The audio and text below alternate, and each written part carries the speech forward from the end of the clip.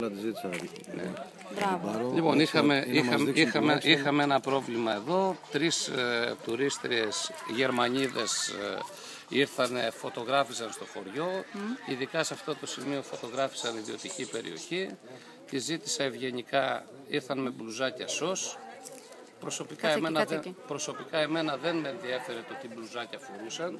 Από τη στιγμή όμως που μαζεύτηκαν πολίτες του χωριού και θεωρούσαν ότι αυτό είναι προσβλητικό, έπρεπε να προσπαθήσω να φέρουμε την ηρεμία και την ησυχία. Οι κυρίες στην αρχή δεν πειθαρχούσαν, ήταν προκλητικές και γι' αυτό το λόγο αναγκάστηκα να καλέσω την αστυνομία. Περιμένουμε λοιπόν να έρθει η αστυνομία και πάνω σε αυτό πιστεύω ότι και κάποιοι πολίτες ίσως να κάνουν και μηνύσεις.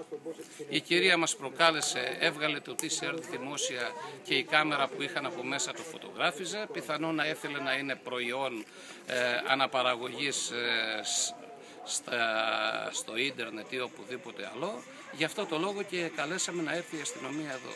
Δεν θα αποχωρήσουν οι κυρίες μέχρι ότου να έρθει η αστυνομία. Ευχαριστώ.